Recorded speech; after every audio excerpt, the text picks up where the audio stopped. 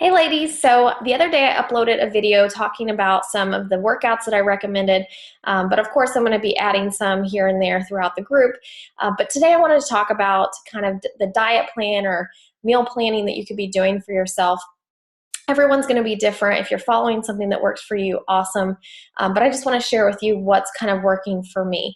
If you've done the 21-day fix and you're pretty familiar with this, but I have been eating kind of a clean eating lifestyle since I had started my entire journey, way before I became a coach. And it was a little bit more complicated then because it was kind of new. People were really like all about paleo and super low carb, and I just couldn't do that. I don't do well on really low carb diets. And some people do, but I just didn't. And so then this came out, and it was like finally like I was able to have the foods that I actually could enjoy and put together into recipes and not feel like I was deprived. For those of you who know, I did suffer from a binge eating disorder in the past. So for me to see portions of things instead of saying, oh, with paleo, you kind of eat what you want, in a certain sense. But it was just a little bit too relaxed for me, and it was too high fat and too low carb for me. And I actually didn't get good results from it. Now, some people do and get amazing results from being paleo, and that just wasn't me. So anyway, when the 21-day fix came out, I started it and I had amazing results, but it's just kind of stuck with me as a lifestyle just because it's so easy. So with pregnancy in the first trimester, I actually, you guys know I was so sick, and I actually gained 17 pounds in 16 weeks, which really scared me and caught me off guard because you're not supposed to gain that much in the first trimester. I mean, you're only really supposed to gain 25, 30 pounds over the course of your entire pregnancy. So I was scared. Another scare that I had, and it ended up being a fluke, but kind of just gave me a little false wake-up call, was at my 16-week appointment, my blood pressure is normally like really low, like 96 over 50. And it was like 128 over 100 or something crazy. And I freaked out because I'm like, this is not happening. I'm not going to let this happen. So while I was there, I was having a minor flip out with the doctor. And it's not because I was obsessive over my weight gain. It was because I was worried about my health. And so come to find out, my blood pressure is fine, by the way. The nurse did not do a good job of taking it. They retook it later and it was just fine.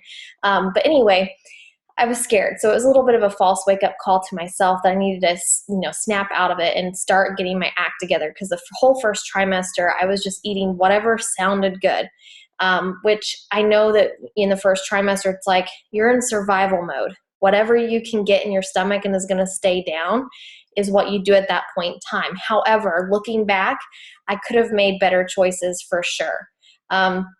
One of the things being, and I know a lot of you guys have said this too, is making sure I ate a protein and a carb like every 2 to 3 hours, just to keep my stomach full. And then snacks in between, not necessarily a protein and a carb every 2 to 3 hours, but eating every 2 to 3 hours and trying to have a protein and a carb. Because what I was doing was eating like processed carbs as soon as I woke up because I was like sick. So I'd grab whatever I could just to coat my stomach. And then I'd end up hungry, 30 minutes later, and I couldn't figure out why. Well, I was giving myself crap. I ate out way more than I ever do. I went through a drive-through for the first time in over 3 years. I went to Arby's. For some reason, I just wanted mozzarella cheese sticks, and I let myself do that. And now that I look back, I'm like, that's where my 17 pounds came from, because it's so crazy how quickly, when you're not paying attention to things, how it can get out of control. But like I said, I had a little bit of a scare with the blood pressure thing. And it was just my little like false wake-up call, I guess, that it could be like a serious issue later on. I don't want to deal with preeclampsia. I don't want to deal with high blood pressure. And I definitely don't want to deal with becoming pre-diabetic, during pregnancy. So anyway, I talked to my doctor and I said, what can I do? Can I actually like diet, or should I? And of course they say, no, you don't want to diet. You don't want to cut calories or restrict calories to a point, that I was before. Because right before I got pregnant, I was actually doing like a pretty intense program. And was very low carb. And then of course, when I got pregnant, it was like, give me all the food. And so, luckily, my binge eating disorder did not reemerge during my first trimester, but I was just eating a lot. And it wasn't out of hunger. It was just out of it was hard to explain. It was hunger, but it was like a deep pit in my stomach that just had to be filled, and it was not getting full.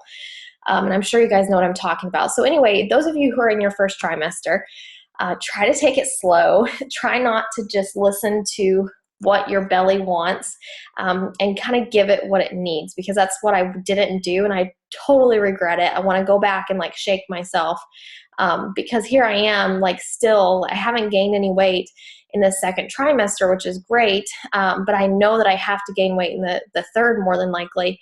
So I'm still going to end up more than likely gaining more than they recommend. And that means it's harder on me, it's harder on the baby, it's harder for me to get it off in the end. I'm not being hard on myself, I'm not being ridiculous. I just like to take this serious because I do worry about health issues with my family. My sister had a lot of issues with her pregnancies, and I just don't want to deal with all of that. So anyway, this is what I wish I would have done and what I'm doing now.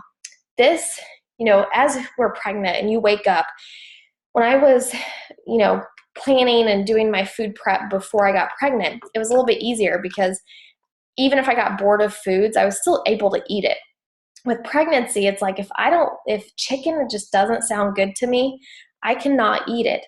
So that becomes an issue if you prep a bunch of chicken for your whole week, and then on a Wednesday, like today, I'm saying I really cannot eat the chicken or I'm going to barf. So what I have started doing is having and this is kind of in my head because I've been doing this for so long, it's become a lifestyle, but I kind of have these lists of foods which are the cleanest ingredients or the most nutritious for us. And I look through the list and I'm like, okay, what sounds good today and maybe tomorrow? But usually it's just today, because I can pretty much guarantee that whatever I pick today, I'm actually going to not get sick of by the end of the day. So today, what I would do is I wake up in the morning and be like, okay, what sounds good for breakfast? Okay, oatmeal, it's on the list. And I know it's on the list, but I just go down through the list and I say, okay, what sounds good for breakfast? And what you can do, and this is what I've done, is I've actually went through all these colored containers and I actually write the breakfast items. And so as soon as I wake up in the morning, I'm like, I could have this, this, or this, just so that whatever sounds good, I'll have. Because sometimes I wake up and I'm like, oh, the waffles I thought I was going to have last night, which are down here, you'll see whole wheat waffle somewhere right here. So whole wheat waffle, I was like, okay, that sounds good. Didn't sound good this morning. So this morning it was a piece of toast and a little bit of peanut butter and some jelly. So that's what made me feel good this morning, and a banana. So that's just what you have to do. Now for me, like I said, I'm not necessarily counting my containers. So for those of you who are not familiar with the 21-day fix, you get a certain allotment of containers throughout the day. I'm basically doing, what I'm doing is just eating clean foods, because I really think that during pregnancy, as long as you're sticking to healthier foods and not going and getting fast food and not ordering out or giving into your cheesecake cravings and things like that, then you're going to be okay. But honestly, guys, you don't even need any extra calories in the first and second trimester. So I thought that was pretty interesting, because we always hear people saying, well, I'm eating for 2, and really you should only have maybe an extra 100 calories in your first trimester, if that. And then in your last trimester, they say you should have about 300 extra calories. But do you understand how small 300 calories is? That's nothing. So I can guarantee that we're probably all overeating our calorie allotments. But for me, my doctor said I was completely okay with going to my maintenance calories, which would be all the way up here. But that's really high for me. I probably wouldn't even be able to eat that much food. So I've been trying to stick around the 1800 or this bracket here. Now, normally I would be down here if I'm trying to lose weight, lean out, and stick to the 21-day fix plan like I normally do. So anyway, this is what I'm doing. I am eating every 2 to 3 hours now, and I wish I would have done this in the beginning. I try to have a protein and a carb at each meal, and then I just try to weave in some of these what we call blue containers, or healthy fats, because I was totally lacking the healthy fats. I was eating all of the bad fats, and lacking the good nutritious fats. So I just try to make sure I have those as my snacks, and then fruits and veggies. So right now I crave fruits and vegetables, so that's fine for me. First trimester, I actually craved vegetables too a little bit. But just sticking to this plan makes me realize, okay, I do have a lot of options to choose from. Like right now, I'm looking at the watermelon and I'm like, where could I find a watermelon? Like I would so eat some watermelon right now, or strawberries.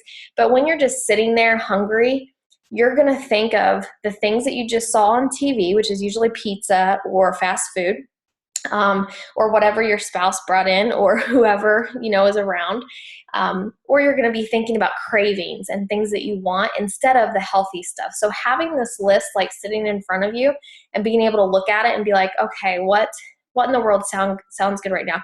Greek yogurt. Like Greek yogurt actually sounds really good right now with some strawberries, and maybe a little bit of honey, and I'll add some honey in there. And so if you stick to these types of foods, you're going to be pretty well off. The best thing that I can tell you is, if you didn't have any type of meal plan before you got pregnant, don't try to make things complicated or anything like that, but just take the recipes that you did make and just make them a little bit more healthier. So that you can, substitute things in and out. So like pancakes, I know how to make pancakes now from a banana, oatmeal, and egg whites. So before you might have had like the regular pancakes, but now you can make them a little bit more healthy. So I just try to find ways to make things healthy. And of course, I'm going to be adding tons of recipes into our group to help you out. But if you really are craving something, go to Pinterest and type in how to make blah, blah, blah healthy.